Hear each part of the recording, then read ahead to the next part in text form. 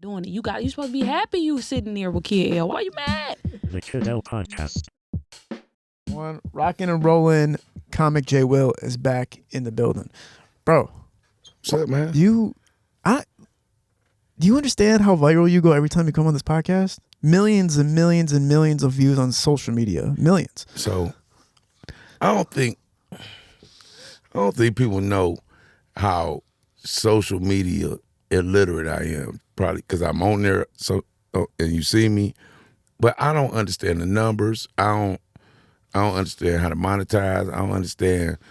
If you read my captions, you'll be like, what idiot put this on here?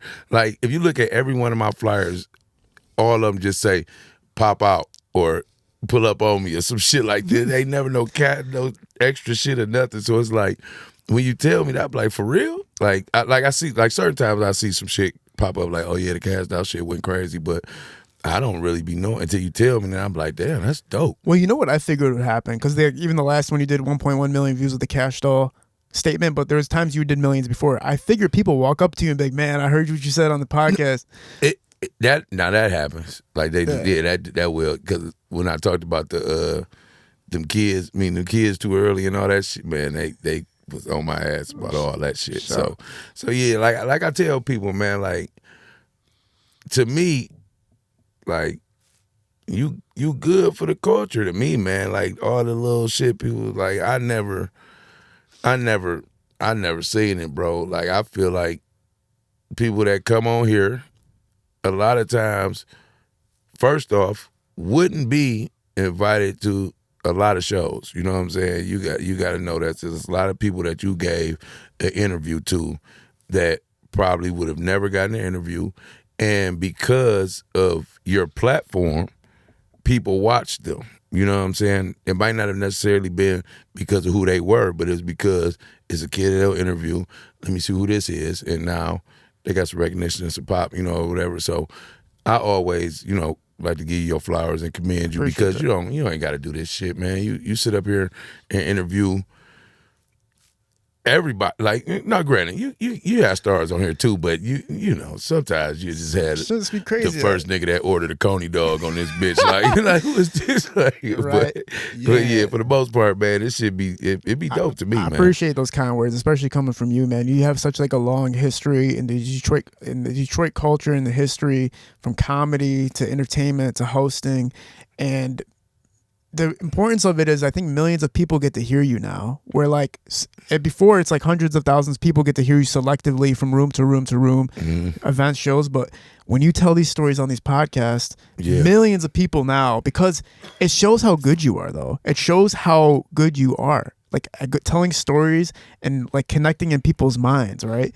So it's like you just need to get bigger and bigger and bigger at this point. And that's the purpose of what I'm doing right now. So I'm gonna tell you, the main hold up of my whole career was I just never left Detroit. Like, because I just wanted to always get solidified here first before I left, because I don't never want to come back and it's like, who the fuck is dog? We don't remember you before you left. You know what I'm saying? I wanted to come back and be like, OJ Will got off, he back in Detroit, boo. So I always stayed in Detroit, first off, because I took the stamp and the approval of the city so serious. You know what I'm saying? Like, when they got behind me, like, oh, this our guy, I took that serious, like, I can't fuck this up. So I made sure I did everything to keep my nose clean and always represent the city like I was supposed to. Make sure I never was corny. Make sure I never did nothing that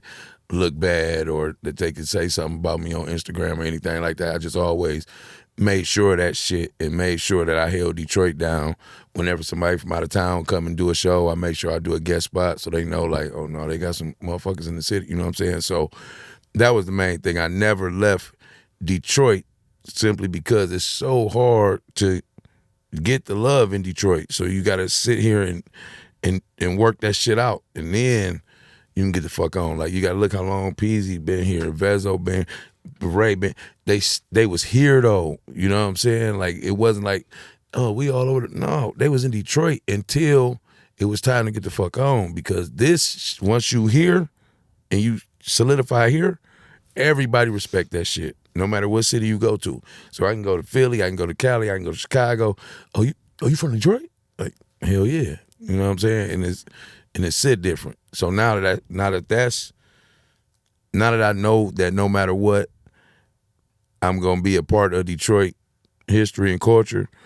Now that I've got the opportunity to fund my own product, put my own special out, now I'll be able to get on the streaming platforms and actually get the notoriety worldwide. You know what I'm saying? Because that's what I was waiting on. I didn't want to give all my projects to somebody else just because they was fronting the money and all this type of. I wanted to actually feel like I had full ownership of what I was doing.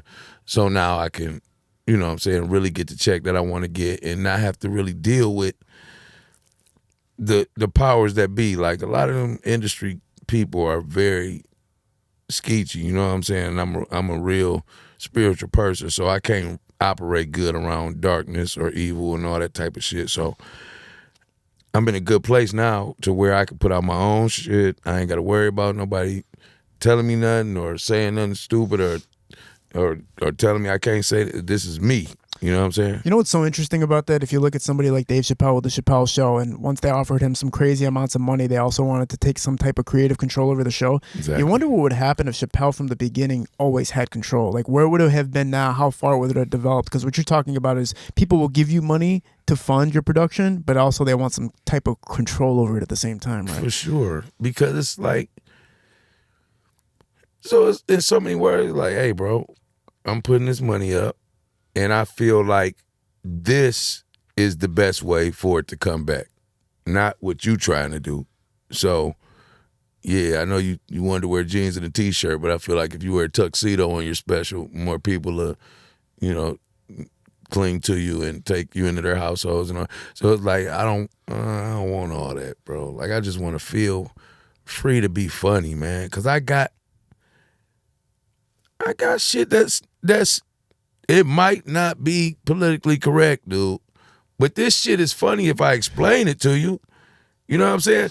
Like, so if I tell you, I don't feel like I would have followed Harriet Tubman. Why? Simply because, for one, I don't know your conversion rate. Nobody knows that. Like, how many people really made it through the Underground Railroad? We just know she had that bitch, but nobody know, like, 400 people made it through. Like, no, she might have been like the only person that knew how to get through this shit. People dying, she going back getting some more and trying it again. Nobody know who really made it. So I wouldn't have followed her based on that.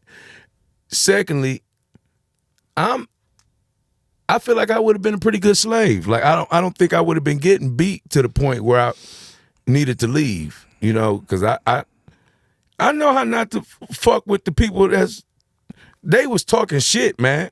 That's why they getting, yeah, if my back looked like that, I probably would leave. But I just go to work, man, and sing, and, you know, I don't have a reason to leave. I ain't got fucked up yet. Y'all talking shit. I realized, hey, man, I think this how it's going to be for a little while. You know what I'm saying? And I'm going to go along with it. You know, if y'all want to be on that Nat Turner shit, cool. Y'all will be historians later on in life. They going to talk about y'all, but it ain't worth it to me. I'd rather just be a nigga that didn't make the history books.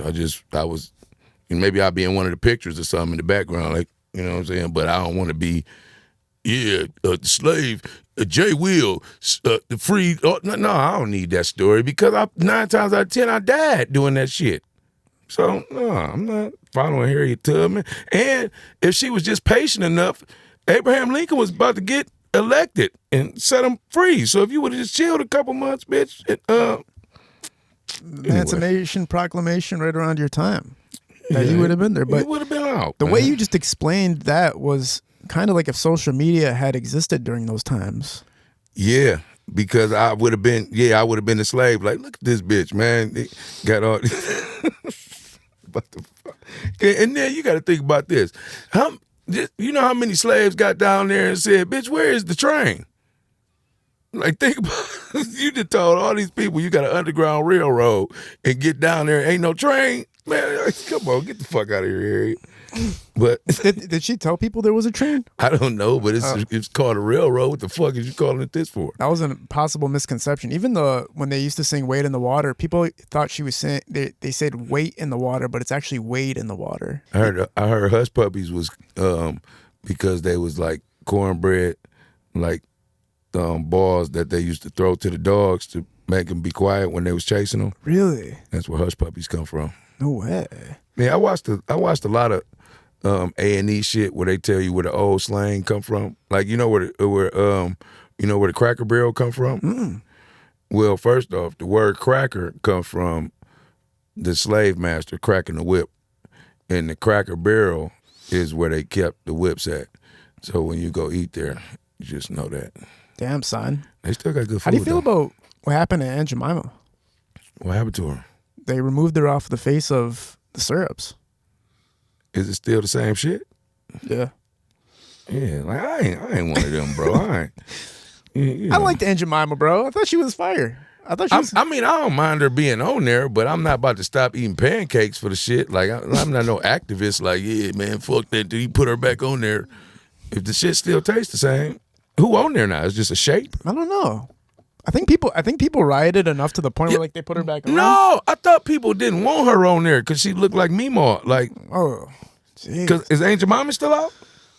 What do you mean? Is she still out? Do they still got Aunt Jemima bottles? I think they took her off of it and like did something with it. I'm not totally sure, but it just. So you're not about to tell me they just taking all the black people off? So Uncle Ben ain't on his shit no more? That'd be wild to take Uncle Ben off. I wouldn't even buy it anymore if he wasn't. I trust that. They took the Cream and Wheat Man off. Did they? Why? Yeah. I don't know. No. Oh man. Probably lost his contract or something. You got a raw and a clean special coming out soon, right? Where you're doing at one mic, you're gonna be doing clean, I'm sure, where there's less cuss words and less It's gonna be no cut. Listen, so I'm filming 3 specials for all streaming platforms.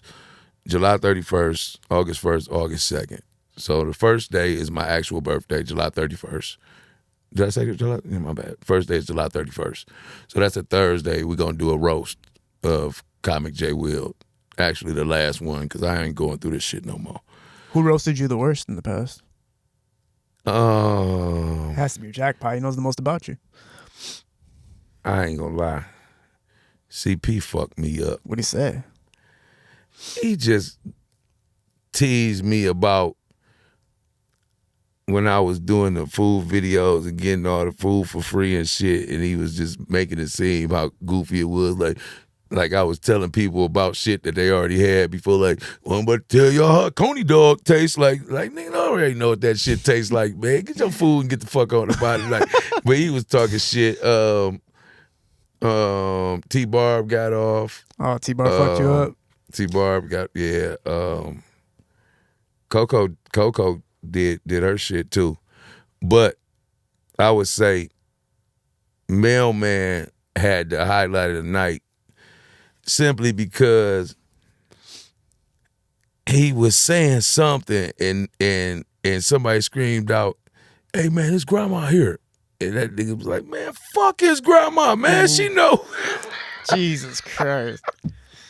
So when he said that, the whole room just went crazy. Because, you know, roast, everything goes, bro. That's what I'm saying. Like, when you hear this shit about to be bananas, like the people I got on this roast are people that know me and know each other. That's why I did it like this. I just didn't put a bunch of random popular motherfuckers on there. I put like a group of friends that know each other that's about to be in this motherfucker roasting the shit out of each other. Brilliant. The whole night. Might roast people in the crowd too, who knows? Is the roast a part of your clean and raw special, or is this like an interlude to it? I'm filming that too. And putting that out. Like putting the roast out.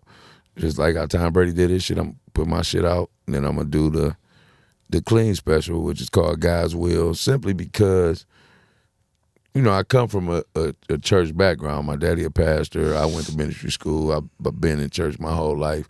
I just, you know, got to the point where the other shit was more fun a little bit. And, you know, you got to you gotta just decide what you're gonna do. You don't wanna be a bad example of what you're supposed to be representing, because people will look at you and think that they can do it that way, and that's not the proper way of doing it. I feel like comedians shouldn't have that barrier of having to watch what they say. Yeah, you shouldn't. But at the end of the day, I can't force my grandma to want to listen to that type of shit. You know what I'm saying? So in order to cater to her, for she can be able to come and see me perform, my dad, my family, my church friends, just older people that just might want to not hear so much vulgar language. I'm basically just presenting myself in a different way to the world, that if you don't like this, I got this too. You know what I'm saying? So you might not have known that I was capable of being on a Disney show until I gave you a full, clean special. And now you're like, oh, you could be funny and they say clean comics make more money than dirty comics. And that's another reason I'm doing it too. Smart. Because it's like my dad told me when I first started doing comedy. He said, it's not too many people that won't come to your show because you don't cuss, but it's a lot of people that will not come because you do. Yeah. You know what I'm saying? And the subject matters as well. For sure. So that's the good thing about it, is that I'm going to be able to do clean comedy, but my subject matters are, you feel me? Because I was really in church, so I'm not just telling you the obvious shit about the choir and all that. No, I'm telling you, no, it wasn't all just good ass kids. We was in there. We was doing, like, we was fucking it up. You know what I'm saying? We just asked for forgiveness and come back to church. But yeah, we had girlfriends and we was smoking. But we just, and that was the crazy part, because I didn't even know they was until you get into the church, and then you get cool with everybody, and then you finally find out, like, so you mean to tell me y'all been doing the same shit I was doing this whole time? And that's when shit be cool. Man, my ex-girlfriend was super religious, and she used to go to the confession box like once every other month, and I was like, why is this bitch always going to the confession box? And I started like putting the 2 and 2 together. I was like, this bitch cheats and then goes to confess afterwards. That's the play. So why you should talk to the priest, like, man, what this bitch be telling you? He can't tell you nothing. I think even if you kill somebody, they're not allowed to tell anybody or something. I don't know how that works. I think they are actually allowed to tell somebody if you kill somebody. It's damn near worth it just to be that. Just to be a priest, like, because it ain't no, like, we don't tell our pastor shit. You know what I'm saying? Like, Detroit pastor has to have it the worst. He ain't about to go kill nobody and go tell Creflo Dollar, and they go snitch on you immediately. But, like, you said the priest, you could tell him anything he can't tell? Does anybody know about that? I've heard that before. I think if you kill, they are allowed to tell. That's it. Like, if it's a federal offense, they're allowed to tell the police, I think. It's worth it to me just to listen to everybody's secrets all day. I ain't gonna lie. What do you think it would be like to be a Detroit pastor inside of the confession booth? Oh, shit. You're gonna hear a lot of shit. Like, people gonna come in there and tell. But Detroit confession is gonna be bullshit. Like, yeah, I just wanted to let you know that I've been wearing these fake buffs for the last 6 months, and everybody think they real, but I.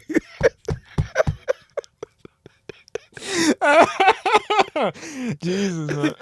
Just ready, it's gonna be shit that nobody give a fuck. Yeah, I've been telling people I've been smoking Z's, but really it's just mid. But you know what I'm saying, nobody know you. So it's like, you just gotta. But I would love to listen, because somebody gonna embarrass themselves. You know what I'm saying? Like, yeah, man, I've been telling people I'm cut like that, but I'm really scared of shit out here in these streets. I don't have a Draco. Because I know that's who know all the hoes is God. Like, God know if you a hoe, just because you tell him, like, when you be scared, like, you know you done been in some shit and prayed, like, man, God, please keep these boys off my ass, because I don't want no smoke for real. Can you please just do something to make them feel better about this situation and not want to kill me? In Jesus' name I pray, amen. Now imagine the other person being scared of you while you doing this prayer, and he praying to God, and God just come out and tell him, like, hey, man, you straight, man. This whole ass nigga just got done asking me to. Everybody runs into a situation when you deal with street guys, and you always want to be like, man, how do I get out of this shit? Because I took it too far, and I don't think he's messing around, bro. Man. I've been there where I'm like, damn, I took it too far with this motherfucker, bro. Like, and I don't remember how I got out of it. I still don't remember, but I just remember I was like, I got to get out of the situation. This is bad, bro. I got to the point where I just had to realize, like, okay, I ain't no hoe, but I don't do all that. Yeah. So I just had to like, you just gotta let motherfuckers know where you draw the line so they don't come get you for shit you don't do. Like why would y'all come knock on my door and y'all about to go kill somebody? You know what I'm saying? You knock on my door when you about to go hoop or something. Like, don't come over here when you about to do wild shit. I'm not going. Like, you ain't even gotta let me out though. I'm not getting in. Cause I already know, like, since I was a kid, I always told myself, like, man, I'm not going to jail. That's the worst place in the world. You ain't got to go. I think these little niggas think they got to go to jail or they don't make it. You know what I'm saying? But I told myself, I'm not going because I don't care how tough you is, how gangster you think you are, dog is in there for you. Yeah. And either you gonna die or he gonna get what he coming to get. Yeah, or you find a way to extend your time because you got tied up with some other people that made you do some shit. Because I got to kill you now, so now I got another 20 years in here just because I'm trying to keep you off my ass. I can't never get out of here. You know what I'm saying? So it's like, what's the purpose of being? You gotta join. You gotta join that one group in there, Nation of Islam. Yeah, I probably would be a Muslim. I ain't gonna lie. I'm one of them niggas that I join some shit if they let me know we got your back. Type shit. Yeah, I'll be that from all the movies I seen. You know what I'm saying? I'll be a Muslim because they kept them white boys off of OG Bobby Johnson in South Central. They helped Malcolm X. You know what I'm saying? Turned them around. So yeah, I'll probably out of all the groups. When I was watching, I think Denzel played Malcolm X, right? Yeah, he killed that shit. He did a good role. It was a great movie, but the scene where they ambush him. I do wonder, like, was Malcolm thinking, like, this is the coldest way to go out? Or was he thinking, like, man, fuck, I should have just stayed at the crib, like, because you knew for how hard he was pushing it that it was going to get there. Like, you knew, like, once you cross certain lines, yeah, that, like, there's going to be retaliation for being such a strong, prominent voice. You go there knowing there's a threat on your life every single day. So my thing is, when did they stop killing them type of people? Like, when was they like, all right, that's enough. You can let them niggas preach now. You know what I'm saying? Like, why it ain't keep being scary to preach your message? Like, why is there, like, when did they just decide to? Was Black Panthers afterwards? I don't know, but do you think the Black Panthers stopped everybody from killing? Because they would be like, we're gonna kill you if you kill us. I think that's kind of what they were all about. Like, but also like Martin Luther King's assassination and obviously Malcolm X's assassination, like it, because of the awareness of and the scale of the awareness, I think it brought people together from people who were racist and people who were segregating to be like, yo, holy fuck, like what are we actually doing right now? Like this, I think a conscious awareness switched in people's minds where they're like, why are we creating a segregation? Why are we creating a separation between us? I think that's possibly what happened. Because it always takes a moment for people to have that conscious switch. I always thought like it was always fucked up to be Martin Luther King, but not be able to get your love in the streets like as Martin Luther King because you did. Like, imagine if you could be on the block on Martin Luther King Day, like, and you Martin Luther King, like, you'd be sweet as hell. Like, man, appreciate that day off, my boy. Like, you know what I'm saying? You walking through the city. Like, there's so many people that's dead that can't get their love, that get so much love, but they can't benefit from it because they gone. So it's like, that's fucked up. Do you think Tupac and Biggie are going to fade as far as the generations keep going, and do you think they're gonna get lost? Because my cousins don't know who Tupac and Biggie are, and I'm like, gone. Pac might. Big gone. You don't think the new generation's gonna rock with it? I don't think they notice. Nigga. Like that's sad, bro. Like Pac had a few more stories to keep him alive than Big, but I think Biggie only had 2 tapes that were like while he was. Yeah. I think the second tape dropped when he passed away. First, Yeah, Biggie. but Biggie was the cold. But I listen. I love them both like equally. But when I listen to enjoyment, like when I'm listening for like I need to hear some cold ass shit with a badass flow, I'm going Biggie. When a Tupac, I'm more like emotion driven. I'm more like in my feelings and I'm more in my thoughts. Biggie, I'm like I'm enjoying it and I'm doing those at the same time. So Biggie. Later on, I was originally a Biggie fan. I'm still a Biggie fan. Okay. Biggie said too much wild shit, man. He said a couple of the dick suck line. I'll suck your daddy's dick. No. That's not the problem I had with Biggie. Okay, that was gay too. But my problem was that he had a friend that he knew was kidnapping kids and fucking them in the throwing them over the bridge, and he just kept being cool with him.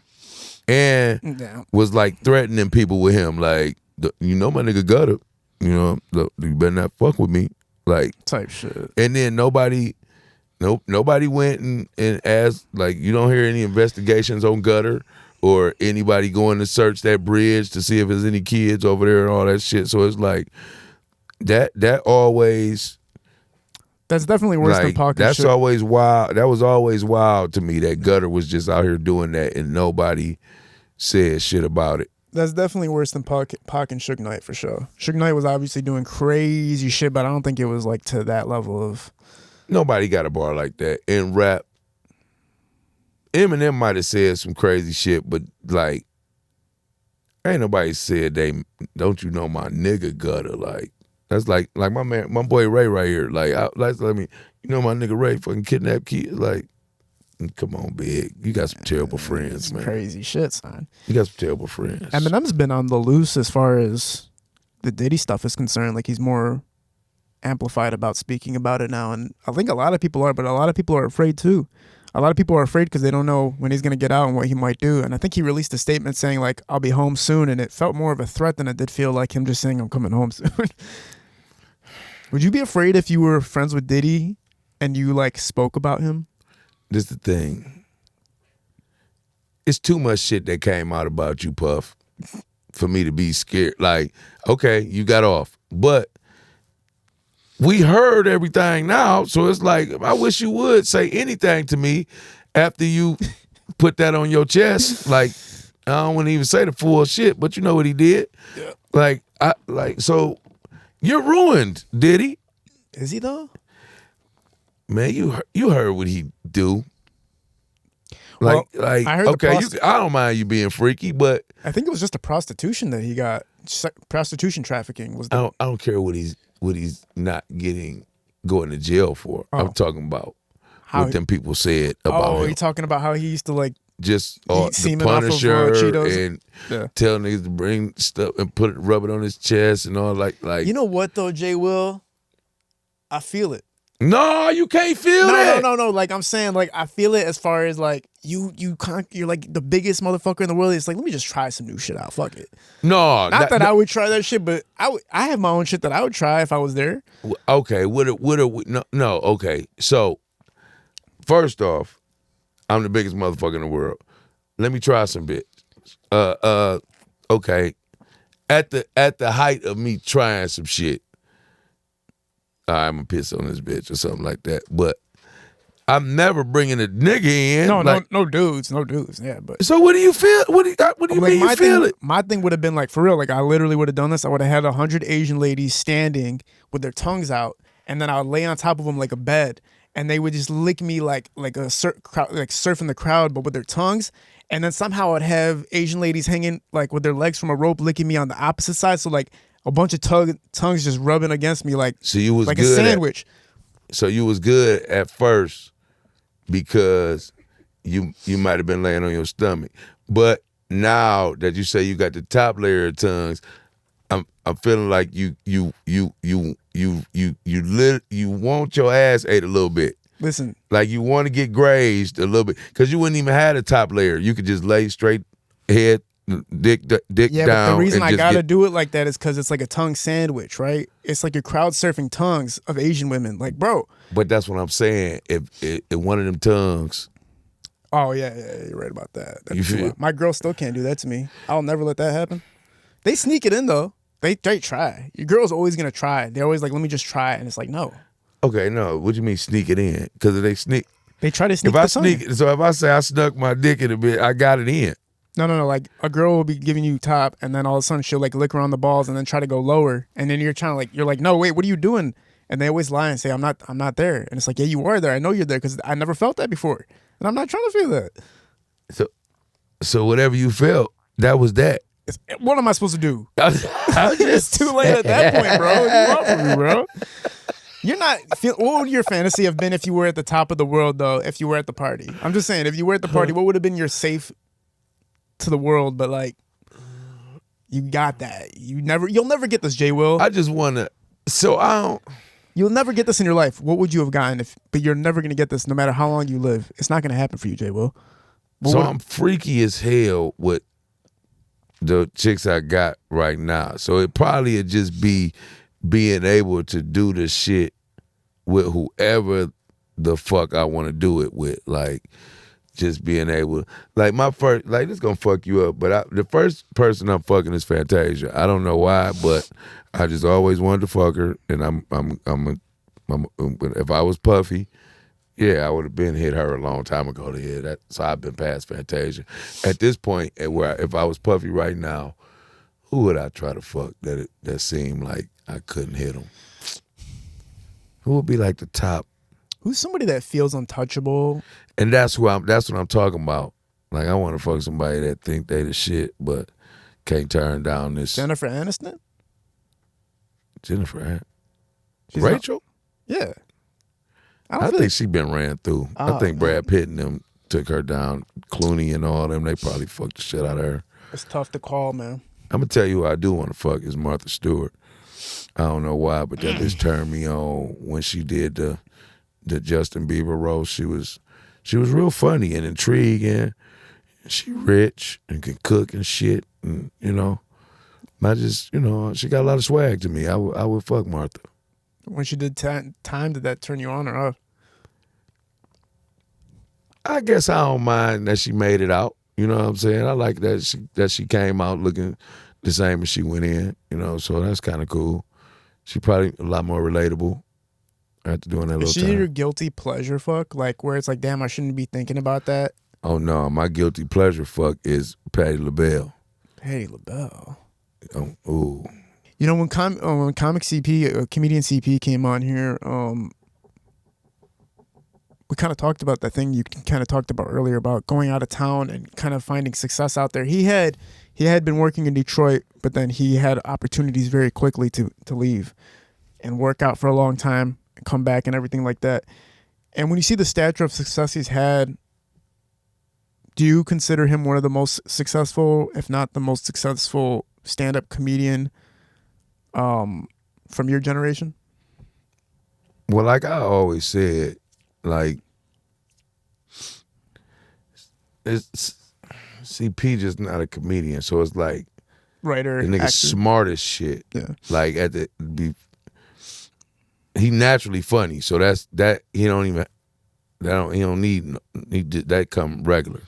But his business mind and how he actually got in Hollywood and made his mark as somebody you gotta come to write for this and somebody you're gonna give his credits to, and he not no Rudy Poo when he go into that writing room. Like he's respected.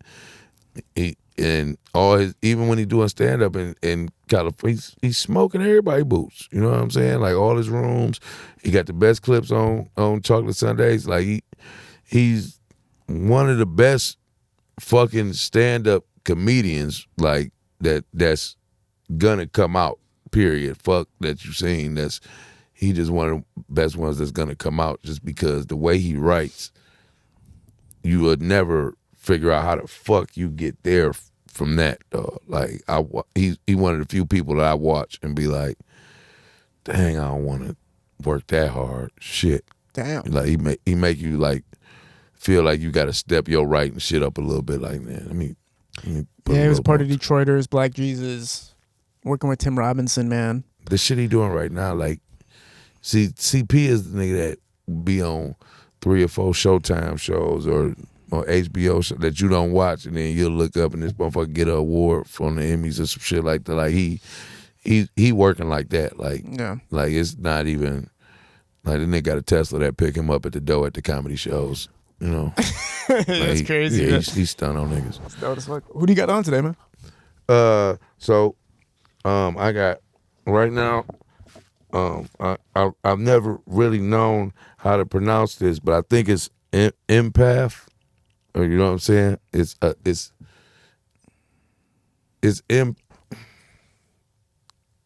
I think it's impact, like empathy, like. And to me? Like empathy. Oh, like, empathy. But it's just empath. Oh, you know what I'm gotcha. saying? Yeah. EMPA. That's fire. But it was just I was at a Mucho De Niro pop-up shop, and they was in there, and they looked out, they was like, you see anything you like? I was like, yeah, that little outfit's dope, you know what I'm saying? And I was like, I'm going on Kid L, so I'll throw it on. Remember when everybody was trying to get out their shirts? And they would be like, I'm gonna hook you up with a shirt or whatever, and they come up and it just had like 3 letters on it. It used to be like HBC clothing, and I'm like, oh man. I used to always be so mad at these cats for like bringing up clothes to me, and it was all bullshit. One time, this dude, they knew like a famous star was gonna be on my podcast. They're like, yeah, we're gonna bring you guys clothes to sponsor. I was like, yeah, bet. They pulled up, my shirt just said like HLN, and then they gave the star like this crazy ass leather jacket and all this shit. And I was like, damn, son, it's crazy, man.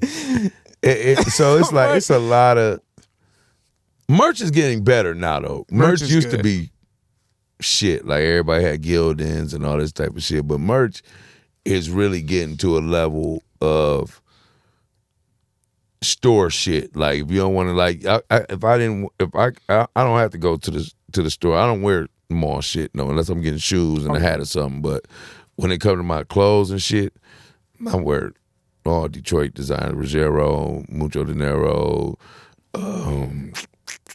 TaylorMade. I love TaylorMade shit, man. He's so sweet, bro, with the designs. And Duck Sauce gave me this shirt. Appreciate Duck Sauce, man. This fire shit's fire. That's hard too. But they're making great shit, man. Yeah, he actually doing my merch. TaylorMade doing my merch for the Willapalooza for the the 3 days at One Mic. So he doing my t-shirts and my hats and shit. One Mic is really becoming like a staple slowly in the Detroit scene. I'm sure people are flying out, becoming aware. Just Hilarious made it super relevant because of the debacle that they had.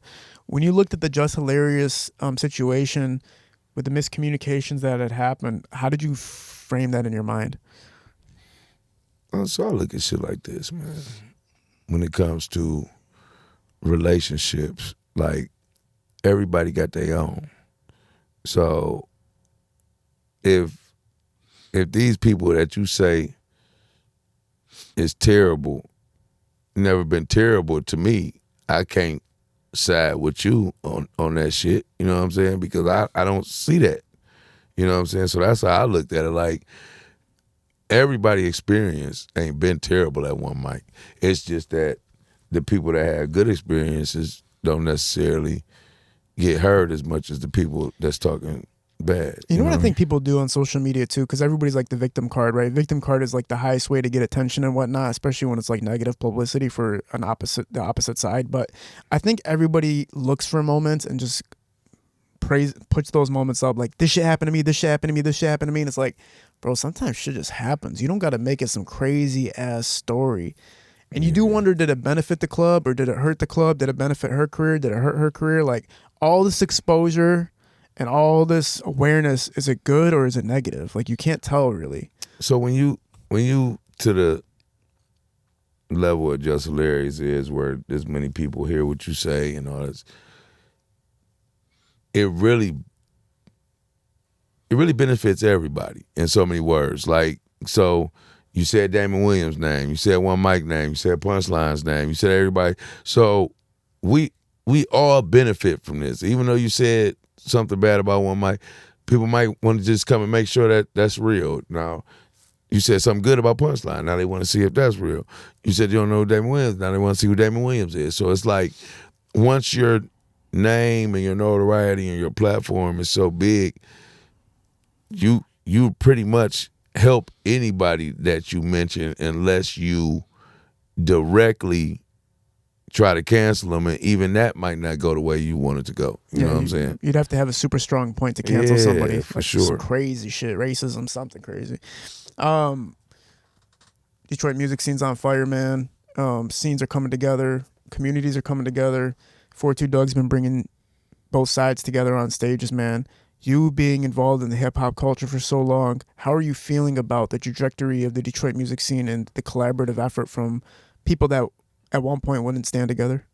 Man, this what I've been campaigning for. Like, if you don't remember, when I was on the radio, dude, I was trying to squash this beef forever, to the point where, like, if one of them came on the show from the opposing side, they'd tell me not to talk about it. Like, you know what I'm saying? Like, don't mention that shit.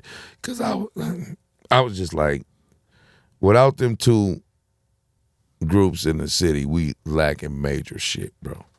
Like, if you just look at how much great music comes from those two groups, and then if they're able to work together, dude, and all, like, that was the problem. It wasn't the goofies.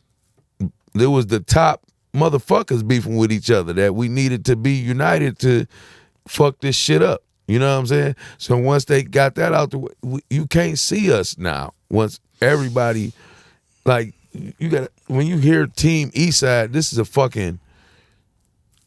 is a monster, like, in itself. Like, if you separate all the Team Eastside, it's damn near 50% of Detroit music. And then if you bring them together as a unit, this is one of the best albums you're gonna get. You know what I'm saying? You got, just imagine you bring the whole group back. You know, you got Dang back producing, you got Peasy, you come on, you got Ray, GT gonna be there. It's like Vezo gonna pop up. Like, it's crazy. You know what I'm saying? But now you getting features from 4-2, you getting Sida's features, you getting motherfucking payroll features. You know what I'm saying? Everybody showing up, like, breaking those barriers. Come on, Keys hopping on shit. Like, it's like now everybody coming. T Grizzly can hop on. The Skilla can be on this with this person. I can be on this with this. That was the whole thing. Everybody couldn't be all in the same place at the same time. Everybody had to be, oh, your set is at this time. You got to be out of here by the time this person come in. Now it's a real camaraderie. Everybody happy to see each other. Everybody happy to work together. You know what was crazy about that scenario with that event was, I think, like, right before that, Skilla Baby unfortunately had gone shot. He's a close friend of mine, so it was tragic when I had looked at my phone, and I remember articles. You know how articles do it. Skilla Baby shot in the head, and my mind thinking he's gone right away, because you say that, I'm thinking, yeah. And I remember my heart, I was like sitting there, I was like at Tom's Oyster Bar, I'm like, damn, bro, like, my heart killed me. But then I read more, and I'm like, okay, everything's cool. And then 42 Doug had dropped a song like a couple days later. It said, kind of saying like, who shot you, or whatever the situation, or something like that. So everybody's in the comments like, oh, Skilla Baby, you're talking about Skilla Baby. But then Skilla Baby pops up at 42 Doug's concert, and it's like, you watch that and you're like, man, it's crazy how people's minds go straight to that. Man, because they wanted to keep going, bro. Yeah. Like, but they broke it. They said that's it. Like, there is none of that. It ain't none of that shit, bro. How did you get impacted when you heard that, though? Because you know Skilla Baby is on trajectory to be one of the forefronts, and he already is kind of a forefront of Detroit music. But when you heard that, and it's been so long, thank God that you've heard a Detroit rapper come to that type of circumstance. What happened to your mind when you heard about that? So this one thing I know about Skilla is that I've been around him long enough to know he different. You know what I'm saying? Like, I'm probably one of the first people to see Skilla perform and was like, whoever this little motherfucker is a problem. So with that being said, God got Skilla, because Skilla is if you don't know, he's a very humble motherfucker. Like, he's very humble. He stated himself, like, if you bring some shit to him, he gonna handle it, but he really not. Really, Skilla just want to fuck with some hoes, do his music, you know what I'm saying, smoke some weed and all that. He you know what I'm saying? Nah, he ain't no hoe. You don't want to, he with the shits, you know what I'm saying? But he don't want to have to do that shit all the time. He'd much rather just make music, get some money, and fuck with some females. So, I believe when you moving in the right direction or you moving in your calling or what God is telling you to do, and you could see his growth. Like you could tell that he was trying to be a better person and try to get out the streets and all that. So once you try that, the devil's gonna attack you with everything he got. You know what I'm saying? But Skilla was already too prayed up. He was already, if you realize he did a prayer on his phone the day before he got all this shit. So he was already prepared for this shit. You know what I'm saying? Like trials and tribulations gonna come, but as long as you know where your strength and your power coming from, like the devil been a hoe his whole life. So as long as you know that you with God and he been scared of God and ain't nothing he could do with God. Yeah.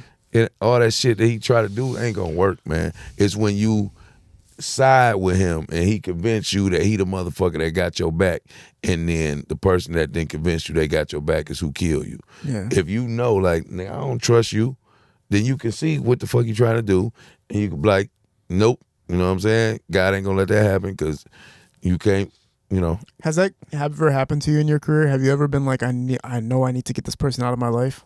Like, I know this person is not good for me, but they're a part of my life right now. Yeah, hell yeah. Hell yeah. Yeah, mostly females, shit like that. See, females always bring drama because they, for some reason, they new boyfriend is almost like when we get a new gun. Like, we want to see if this motherfucker work. You know what I'm saying? We want to use it. So sometimes the chicks will just get you into some shit to see how you gonna get out of it and all this type of shit. Like call you up there after somebody called him a bitch, knowing that this nigga's way bigger than you, got his mans with him, and own that shit. Like, bitch, so you basically called me up here to get killed? Like, because I never told you that this is the type of shit I'm prepared for. And I ain't gonna lie, it ain't too many women that I'm showing up and you got to be super and careful. facing that type of shit. If you ain't my mama, my sister, or my wife, I'm not about, nah. If my girl put me in a predicament that she put herself into, I'm gone. Yeah.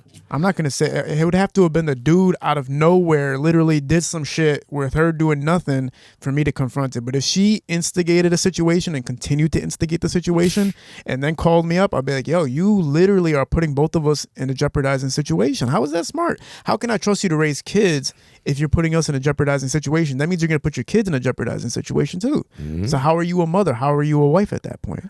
And I'm trying to figure out, like, you've been alive all these years. Why am I the first person on your list to call? Like, where are your brothers or the people that you've been knowing your whole life before me? Like, I'm like 2 years in. I don't think I should get the first call to come put my life on the line. She summoned you like a Pokemon, like J. Will. Yeah, like, come on. They up here talking shit. Like, no, call your brother, please. Or your dad, somebody that care that much about you. Because I don't. Are you got to be my wife. Right. Like, or at least about to be my wife. I don't just, it'd be hard for me to do something. How do you feel about like the stepdaddy angle? Are you like into that? Are you kind of into the? No way. No, I don't know. Like, for one, you got to understand, I don't even like good mothers, man. Like good moms that always take care of their kids and going to sports events and signing them up for this shit and going to the zoo on Thursday nights and all that. Like, I like a bitch that when I call them, they ready to do whatever the fuck I'm on. Like, anytime you tell me something about your kids when I call, I'm completely turned off. Like, hey, what else you trying to, I got to take my son to his football game and then my daughter got ballet rehearsal, but I'll probably be free probably this weekend. It's like, bitch, it's Monday. You think I'm really excited about seeing you 6 days from now? I'm calling you not this, like, when I'm calling, so I'm basically calling for some pussy. I'll do the other shit that's included, but I'm not just calling because I want to see you bad as hell to the point where I'm like, ooh, wait till Saturday I get to see my friend. Like, no, I need some pussy today. If you're not available, I'm still going to try to make that happen. Now, if I happen to blow it all these 6 days until I get to you, then yeah, I still got that on deck. But no, I ain't about to wait no 6 days. And then the involvement with the kids is like another level. Kids, is I don't want your family. That's the whole thing. I got my own family, and all kids not sweet. I don't care what nobody say.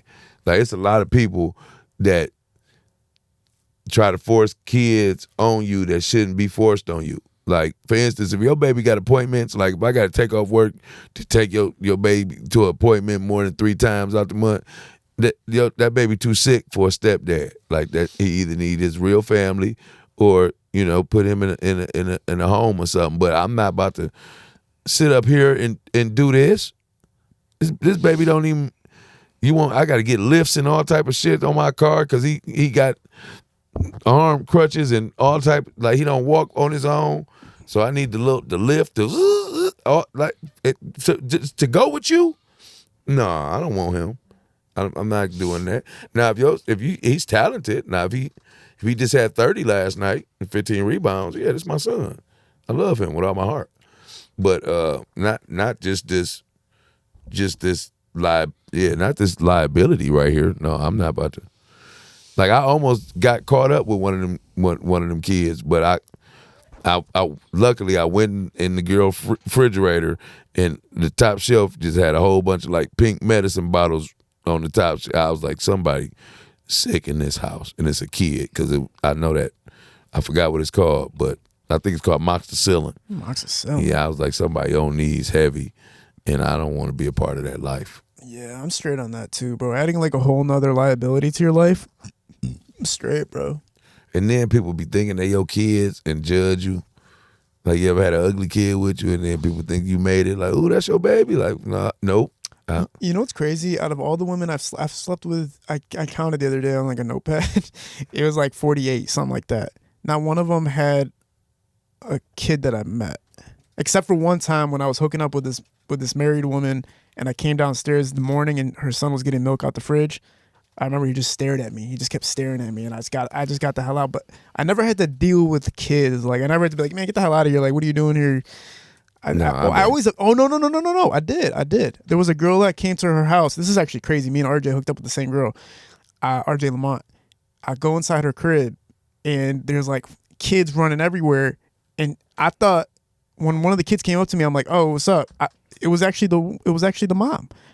What? Yeah, she looked like a kid, but she was like 26, 27 years old, whatever the situation is. I know that lady. I know this girl. You know what I'm talking about?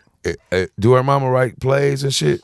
I'm not sure. Damn, did we hook up? Me and you and RJ Lamont Escapee brothers? I don't know, bro. But here was the thing about it. I just felt like, why'd you invite me here when your kids are all up and active? Like, that was the part that tripped me out. Like, you know what, though? I'm going to tell you. I always liked being in that situation, but then finding out that she still fuck with the kids there. Like, oh, this don't stop shit? Yeah. You ever met the bitch with no morals? Like, I'm going upstairs. Y'all better not come up these steps. I'm killing everybody in the house. I did. Yeah, I don't know why I said that. There's another time where I did do that, where the mom told her daughter to stay in the room while me and her hooked up. Yeah, I enjoy that, man. I can't believe because you be so disappointed when you get there, and then she say some shit like, "Come on, we're going upstairs." Like, with the kids? Like, hell, I thought we wasn't doing that. But yeah. Because I'm not. If you do it in front of your kids, I'm not about to stop. Like, who am I to be like, what, we about to do this in front of your kids? Like, if you don't care, who am I? I don't even want to remember. That's why I smoke in front of people's kids. Like, I smoke in front of my son. I'm not about to treat your kids better than my kid. Like, how would my son feel like, that's crazy, Dad, you don't smoke in front of them, but you'll fuck my lungs up, huh? Like, no, everybody got to get it. Yeah. You know? It was like a huge thing at one point where they were having, like, they were posting those videos on TikTok of a dad coming to give his daughter, like, some McDonald's or something. Oh, and then get the other kids shit. And then get the other eight kids anything. It's like, why didn't you take care of mine? And he's like, those aren't my kids. Only this is my kid. Yeah. I used to, I ain't gonna lie, I used to be like that with my stepdaughter until I started liking her. But no, I tried to buy my way in, and she wasn't going for that. So I started off buying her, like, little shoes and shit. She hated them. She wouldn't wear them, like, that. But then we eventually got cool. What did it take? If it wasn't getting her stuff, what was it to connect with her? I just had to be her. Like I had to be there, and she realized I fucked with her, and we just built a relationship along the years. I was there since she was probably about 6, 5, 6, 7. So I grew up with her and shit. You know what I'm saying? And then then I had my son, so they ended up being brothers and sisters. So it was like we just became a whole family and shit. And she was an adorable little kid, so it was easy to love her and shit like that because it wasn't like she was just a badass little ugly brat or nothing like that. Remember in Baby Boy when with the gun and old Guns dude, of butter. and the dude came in and he covered it up. His not stepdad, but his mom's. What's his name? Real life? Ving Rhames? Yeah, he came in and he took the gun and he covered it up like he already knew what to do with it and shit. I like that. That was like a connection moment. Yeah, I like that part because it was like, oh, okay, now they fuck with each other. It's a bond now. Yeah. You know what I'm saying? It's shit smooth. He gonna look out for him on that. And then they end up being cool at the end and all that shit. But I would have moved out. I'm not about to sit there while that big nigga fuck my mama like that. Oh my and God. butt naked, making Kool-Aid, eggs and shit and all. Yeah, you don't want to see I'd that. have been moved out. He was taking that boy mama down through there too bad for somebody to be living in that house. Like, you got to understand, somebody that size, just if he jumping up and down by himself is loud, but he jumping up and down with him and your mom Dukes. So you just, glue doon. Like, I'm over here, like, come on, cuz. Oh, man, because I think he had Bootsy Collins playing when he was at the crib. And he was kind of mocking him when he walked into the room with his mom. And it's kind of like, yo, you were listening to this shit? But then, see, you ain't even see how diabolical he was. After he let you hear all that shit, he stood in your kitchen butt naked for you could see what I put in your mama last night. While he drinking Kool-Aid, he stretched out like, yeah, this is what I put in your mama last night. You know what I'm saying? So Jody was going through a lot of shit in that house, man, because Bing Rhames didn't give a fuck, and he showed you, ain't nothing you could do, I'll beat your ass, and if I got to, I'll beat your mama ass. That's the worst thing when somebody come in your house and they can beat everybody ass that's supposed to be protecting you.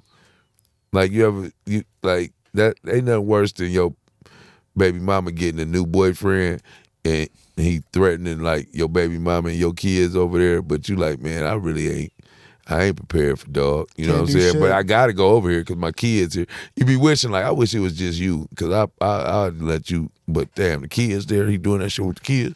You got to hype yourself. You doing that shit with my kids over there? You know that show The Penguin came out recently, and there's kind of like a scene like that. There's a scene where the mother is being abused by like the stepfather, and then she tells her son like, I'm waiting for you to get grown so you can handle him. And she's like, I'm waiting for you to get to that age so you can take him out. And it's like, damn, like, why don't you just get the fuck out of it? Like, but I don't know what it is about women sometimes where like, even though they're being abused or even though they're in a fucked up situation, they just can't walk away. Like, it's something magnetic towards the fact that it's happening to them or they feel dominated or whatever the case might be, man. Yeah, because he had Snoop had Jody shook. Oh yeah. Like you know, I gotta go over here and scrap you after you kick my son Fort down and say fuck me and all that. Like, you doing too much to my son. Like, okay.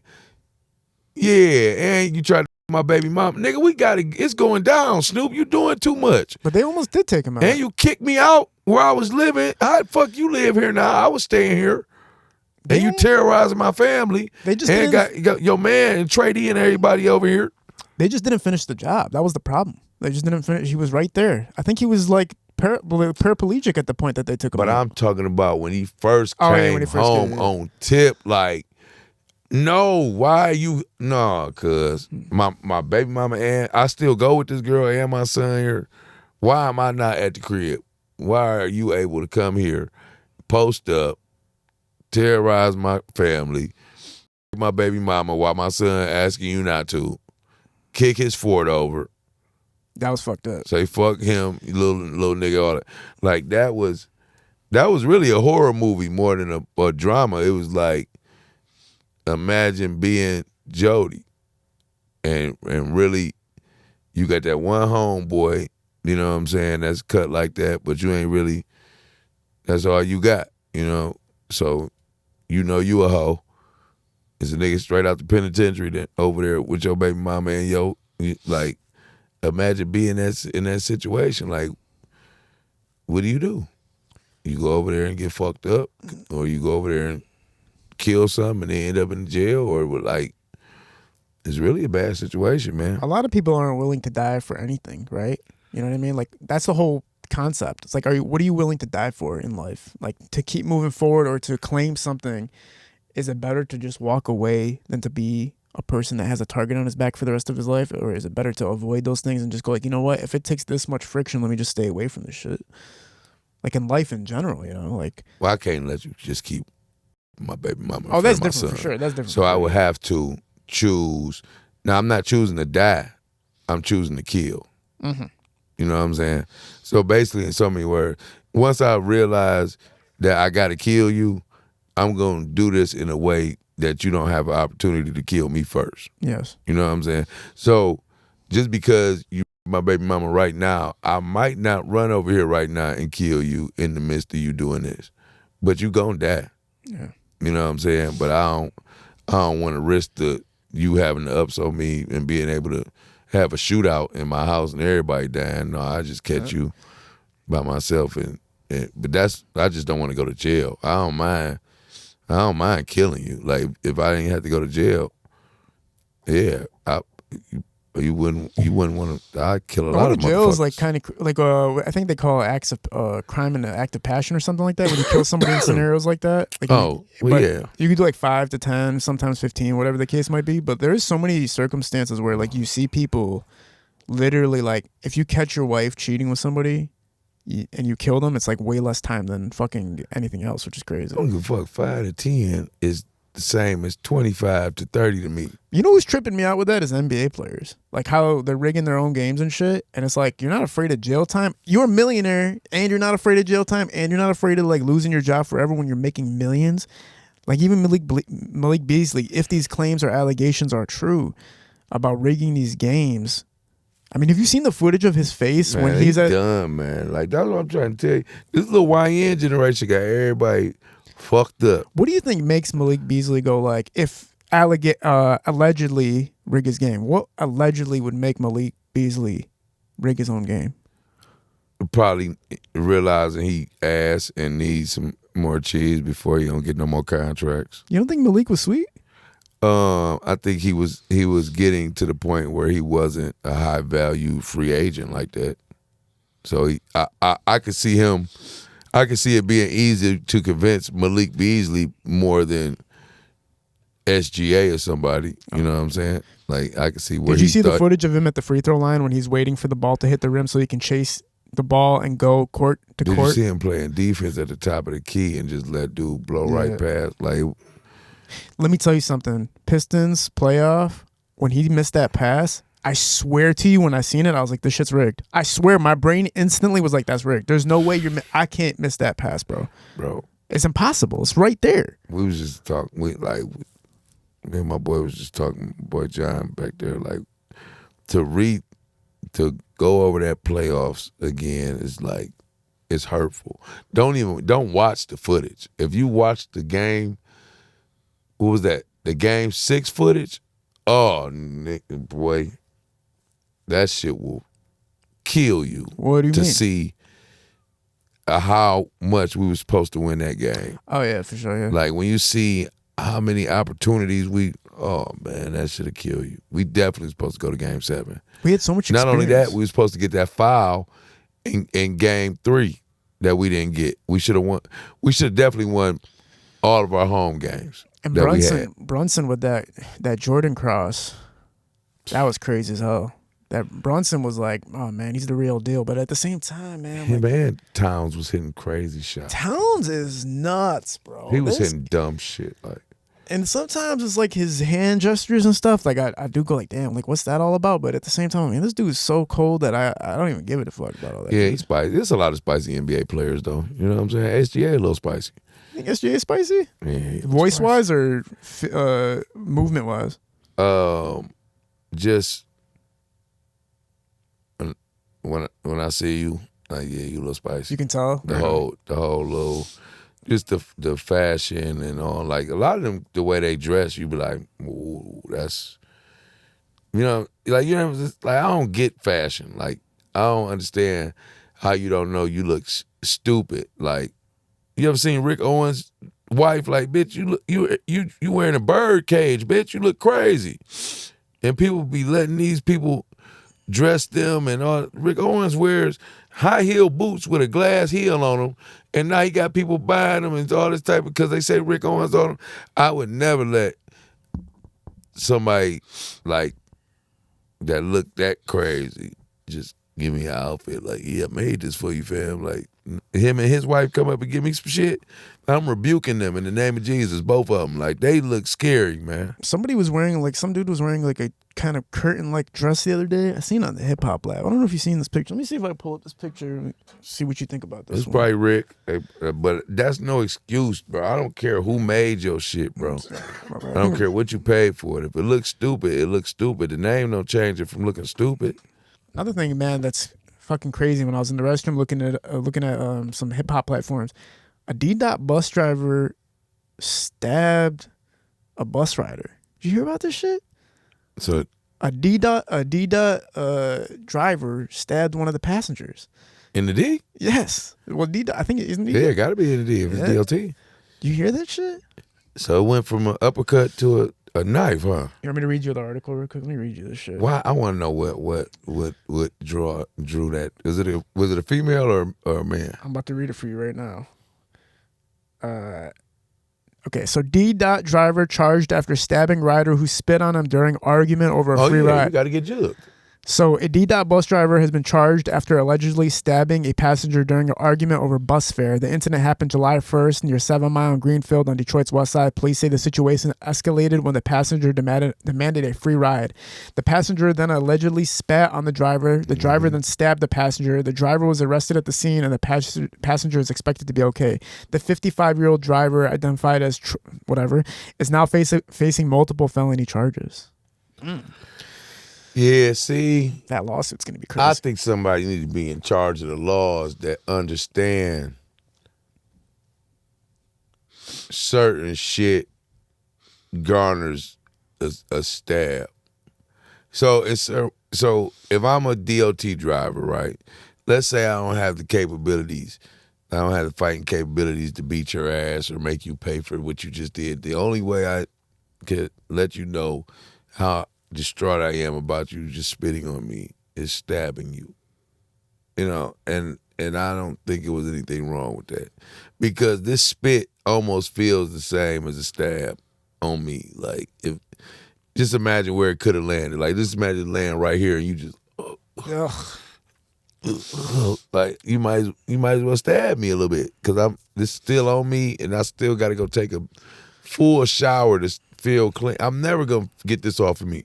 So yeah, take this little because don't spit on me and I'm at work and you didn't have your money trying to get some free shit. So if you're the judge at that trial, you're getting off. Oh man, because you got to understand. Nope, he don't have nobody else said that he stabbed him. So evidently he only stabbing people that spit on him. You know what I'm saying? So all you gotta do is not spit on him. And you're not supposed to be doing that anyway. Now if he was just stabbing people in black gym shoes, yeah, we got to get him the fuck out of here because a lot of people wear black shoes that don't deserve to get stabbed. But people that spit on people, yeah, that's stab worthy. Yeah. I feel it's one of the highest levels of disrespect since the dawn of man. It's just nasty. What? No, man, I gotta stab. So he didn't think about that. Wasn't premeditated. That was just, I have a knife right now and you just spit on me. This is the most pain I can inflict on you right now based on what you just did. My God. Because, oh, man. You might as well you might just fart in somebody's face or something. Like, it's the same shit, man. Anything like that, bro, I feel like, you ain't got to kill him. Yeah. But, yeah, you get a little... Yeah, that guy's going to he's going to go away for a little while for sure. Even though... How long would you give him? Stabbing somebody's crazy, bro. It depends on how much, like... How much damage did you do? Is it just If he recovers from it fully, 5 years. If he fully recover, you free man, bro. Come on, bro. Let's wait till he get out the hospital to judge him. Even most of the New Orleans guys got caught. All the guys who escaped the New Orleans prison, they got caught, except for that one dude. They said he's like transforming his look But you wonder They what's had going a to bet on him. I wonder who won that bet. Do you know it was a parlay on him? Word? On all them prisoners who was going to get caught last, or whoever bet on him. You think he was... Got paid. Yeah. I always figured if I escaped prison, you're never going to find me, because I'm not going back to my family. I'm not going back to anybody who knows me. I'm hiding in the woods, like a woods area that nobody would ever think I'm there at. You're not going to catch me. Yeah, so the whole thing is, if you do escape prison, you might as well have just stayed in prison, because your life out here trying to not get caught is going to be miserable. Like, unless you got some money put up somewhere where you can escape overseas somewhere and really do it the right way. Do you think they catch you even if you transform your look completely? Like if you like had dreads and it's like now you have pink hair and you look like you just do. You don't think? How do you still get caught, bro? I think it's because you probably got to get a whole new blood transfusion and everything. Because they might, let's just say, for instance, what are your crimes? Like, what are you known for? Like, who, me? No, I'm saying, what would you have been locked up for that you escaped? Let's just say you were a serial, I don't know. I was a theft. I stole shit. Okay, you steal shit. Let's say, because it has to be a way for you to get caught. So let's say your trademark is, after you steal shit, you bust a nut on their bed or something. So you just steal everything and then you and leave. And now the detectives come in to check out this scene and find out like, oh, it's him. He's free. He's still out here. Like based on your old DNA and shit. Like I think it's a way, because you can't get rid of all of your DNA. Yeah. Like you can't rewire everything. Now you could probably go. I'm sure it's people that fucked around and changed their nose, got a different face and all that shit. Like, and nobody fucking with them. I'm sure it's those people out here. Listen, there's a bust a nut bandit out there somewhere. Yeah. This guy's out chilling. He's just cruising. They did catch some guy that was like 92 years old recently. They caught a guy who was 92 and he committed murder like 40 or 50 years ago, and they traced his DNA to him. So they arrested him literally while he's like about to die anyway. And they're like, you committed this murder. We have DNA sample from your semen that was inside the woman. All these people are getting caught up for these DNA crimes. When that shit first came out, DNA evidence that you committed a crime 50 years ago. DNA is wild, bro. Oh my God. Like, because you just know you was there. Like they can always pinpoint you for being there if they want to. Like you might want to just lie as much as just say you wasn't over an ugly bitch house or whatever, but they be like, well, we have your hair follicles right here on the couch, you know. You like, damn, they knew I was over there. So yeah, that's DNA is, yeah. Cause just imagine if your girl knew how to check DNA and you just got some head and you think you wiped it off all the way, but then she go down there with the kit and find, so who is this? And she type it in and it's. They have tests for that now. You can check if your partner's cheating on you, some type of weird chemical test. It's pretty interesting stuff. There's a lot of tests that if my partner asked me to do them, I'd probably just break up. DNA? Something like if you're DNA test, lie detector test. I just be like, yeah, let's just end this right now. That's a real thing. Polygraph test for relationships. I'm never doing that shit. Yeah. Not with a female. Hell no. You might ask me your birthday. You might ask me anything. I don't be knowing shit about half of the girls I be dating. You ever been out with somebody and be like, please don't ask me what your name is because it's gonna fuck this date up. Oh my God. Because I don't know. Like literally, I've been like, man, if I can make it through this date without her. No, I've without needing her name. I've always known the name at least. At least the name. I'm terrible with names. Like I gotta go like to the first message in the Texas and hopefully she sent it to me or something. But when Tinder was hot, when it was like 2017, I remember because me and Sada were so close at that time, the motherfucker was blowing up. I used to use like my profile for Tinder, like me and like the guys like chilling and shit. And women used to DM me like, okay, fuck you. How do we get to Sada? I used to be like, that shit used to hurt my heart, bro. This is crazy. A girl like that I'm like was messing with, I got from a Sada concert because she knew I was hosting, right? So as soon as I walked in, she going crazy about Sada. Like, can you introduce me to Sada? I'm like, so I'm looking at her. I'm like, you probably not. You ain't gonna make it back to Sada. You know what I'm saying? But you can make it to me. You know what I'm saying? Because I'm nice. You know what I'm saying? Like I fuck with you if you fuck with me as long as you decent enough to have out in public. You know what I'm saying? I don't necessarily have to like chill with the baddest of the baddest just for you to be around. Now my girl gotta be like whoever you see me with, like at a show or on Valentine's Day or some shit like that, that's showstopper shit. Like I don't play with that. Like if you been my girl, if she my girlfriend or some shit like that, I'm serious about that. But just chilling and shit like that, man. Yeah. I might, I might give a little five a try. You know what I'm saying? Those rapper connections are crazy. Like you, She literally, so after the show, I seen her. I said, "Oh, so I see you didn't make it back there." You know what I'm saying? Like, but don't leave empty-handed. You know what I'm saying? I'm still here. You know, I used to, like, man. It used to be. It worked, dude. The worst plots I used to do was I used to be like, inside the concert would be Saturday, it'd be Friday night. Some girls are trying to get to it. They DM me like, let me get some tickets for the show or whatever. And I'm like, damn, I'm at the hotel right now.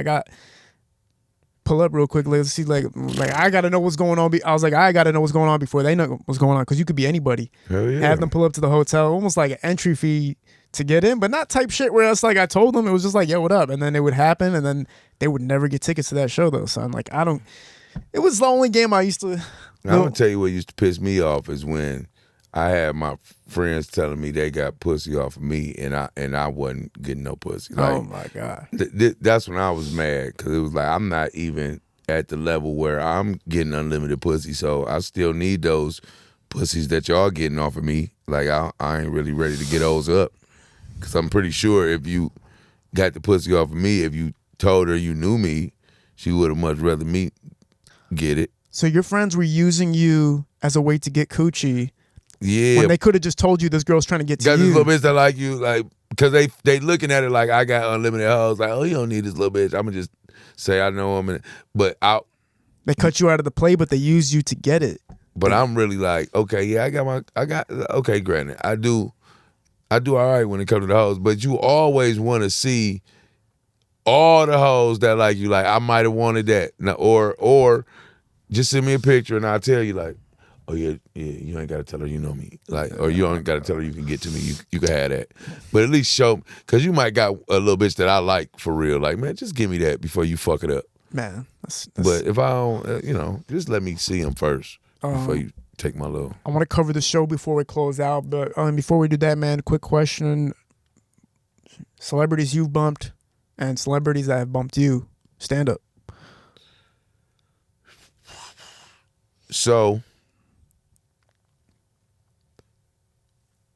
I don't think I got bumped simply because I don't go places where that's like Dave Chappelle's not just randomly pulling up out of nowhere, obviously. Like, because I'm not going where he at. Like, so I'm not showing up at them places in California that Kevin Hart pop up at and might want to do some. Not saying it wouldn't happen if I was there. I just don't be there, so I never who have you bumped? Experienced it. That's like that possibly wasn't there yet, or whatever the situation might have been. So I don't think I ever bumped anybody, but I have probably went up at a point in the show where somebody else was supposed to go up, and now it's a little more difficult for you to go up. Like, I was supposed to go up last. You assume I'm going up last, but then I pop in and talk to the host like, yeah, man, I'm ready to go up right now, bro, and go in and shred that bitch and then get the fuck out. Yeah. And not, you know what I'm saying? So I might have did some shit like that before, but I really just, I don't throw my comedic weight around first, because I'd rather people get along with me and see me and be cool rather than have to worry about me coming and fucking a opportunity to go on stage and all that type of shit. Like, see, you can ask me, anytime I had my birthday down there at Punchline, dude, it used to be so many people going on stage just because I don't know how to tell you no if you come up and ask me, unless it get to the point where there's too many people. Sure. But I've never not let a comedian go up or any of that. Like, it's just, it's fake for real because it get to a point where we hang out, we cool, we friends. Like, so, come on. What now? I will say this. Now, I might not put my neck on the line for everybody. Like, I might not vouch for everybody out of town simply because now that got to do with my credibility. And if I don't feel like you ready for what you calling me to vouch for you, I won't do it because I don't want to embarrass myself. You go up there bombed and these people calling me like, why would you tell me to put this nigga up, man? You know what I'm saying? So that's where I draw the line. Like if I know you ain't ready, I'm not about to just vouch for you just because we cool. Sure. You know what I'm saying? Let's talk about the event, man. Run people through it and what the experience is going to be like. So it's Willapalooza, man. It's the first annual Willapalooza. It's going to be an annual comedic festival, you know what I'm saying, every year. I'm starting this year off just by myself with not by myself, but with 3 Comic J. Will performances. And I'm sharing the stage with a lot of my friends as well. Like at the roast, I got Jackpot, Jack Funny, HaHa Davis, Mike Larry, Josh Adams, Blackberry, T-Bar. I got Boogie on there. You got Jernigan on there? So this is what Jernigan's doing. Jernigan is actually doing all my interviews, all my BTS, anything dealing with the people outside of the event in the building. He's talking to them. So how's your time? Like he's getting all of that. You know what I'm saying? So I definitely do have him involved in a good capacity. But as far as who else did I not say? Oh, I got Bobo Lamb, got Ronnie Jordan, got my boy Hot Sauce, Mike Samp. I say T-Bar. Yeah. Yeah. You know who? I hope I ain't missed nobody. Melanie, I got my boy D Pounds on that boy for sure. Do you know who Melanie Hearns is? Yeah, I just did a show with Mel yesterday. I watched her at the Independent. Oh my god, she was literally. Mel funny I've been as trying to get her hell. on forever. She's so busy. I'm like, damn, bro. Like, sometimes you can't look at that following count because I'm sure she's just so crazy out there. Mel like, funny as hell. She's bro. literally like, one of the. She's the first that comedian. Shit, that you can't rap, bitch. Like she, like if enough rappers heard that set about she's a slicer. boyfriend being in the basement working on that album and he sucks. She's the first female comedian to ever actually make me laugh live. Yeah. I've seen a lot of female comedians live where I'm like, man, can you just, I don't know what it is. Sometimes I'm like, man, can you just, we're talking about coochie. She doesn't even go there. She's literally just straight raw cut to that's it. what I was getting ready to say. She has a raw delivery and it's so genuine. Like oh my God. how she talk about, she was talking about the other day about how she do Instacart now and how a grown ass man watch a girl carry 9 cases of water up some steps in an apartment building and shit and not try to help her at all and then get up there, don't give me no tip or none of that. And she be like, man, fuck y'all, man. Like, but the way she described her experience being Instacart was miserable. Like the people she was dropping shit off for. Oh, then she was talking about how she had called and tell them like they don't have their item, but they never believe her and say some shit back like, so you telling me they don't have? It's like, bitch, didn't I just tell you they ain't got the shit? What's your alternative? But Mel, the way she deliver and does her jokes is so animated and believable that it's like you've seen it before because it's that polished that you that whoever was at a high quality of female comedy, this is what it looks like. Oh yeah, you know what I'm saying? Oh yeah, because it transfers to any room. It could be in a white room, black room, no matter what. Her subject matter is it was the room I was in was just mixed. Everything was mixed, and she was out of everybody. Like, I don't know if you know the cats like Blaine Hill and like Brett Mercer. Yeah, they're kind of more on like that Ferndale Hamtramck scene. She performed at that, and all the guys, you know how all the comedians stay in the back? They were like, oh shit. Like, yeah, like they were like, oh shit. Like, so it's almost like, imagine being LeBron and then you go play like, you've been playing public schools and then you go and play this Catholic school with all white boys, and they don't do crossovers, they don't dunk, they don't throw alley-oops, they don't shoot, they don't, you know what I'm saying? They just plain old white boys, and you dominate, you know what I'm saying? So in most of the rooms, like the Independent, it's very melancholy, like it's kind of a even though it's a comedy room, it's unexpectedly kind of dull and dark a little bit. Yeah. So Melanie is used to being in rooms where she has to attack the crowd. The Independent, that room is used to sitting there and just letting you do your craft, and you know what I'm saying, however it pans out, it pans out. It's a safe place. Mel is used to being in rooms that if she get the bomb and you might hear, shut up, bitch, like whatever. Yeah. So when she hit the stage, it's like she hitting you in the mouth immediately. So it's so easy to see the elevation from, yeah, so I was with my friend the other day and he was telling me about his dog and all that. And then you, hey, what's up, motherfuckers? Like, so it's like, whoa, what the fuck just happened? And it's crazy because I've seen Josh Adams on both of those ends. I've seen Josh Adams at Trick Trick's event where it's a bunch of music and things happening. He has to cut through the crowd and nobody's listening. And he has to get you. And then I seen Josh Adams at the Comedy Castle, Mark Ridley's, where like he had control and he walks in and he's controlling you the entire damn time. And you're just like, I'm sucked into this right now. There's no way out of this. These people are different. So talented. See, Josh is so different because he's the only. So I don't want to leave nobody out, but he's one of the few people that I know that can get in a room, and as soon as he gets in that room, make a complete set for that room specifically. Oh yeah. You know what I'm saying? Like I can go somewhere and have, you know, okay, I'm gonna talk about that, but that shit is gonna be over with in about 5-7 minutes.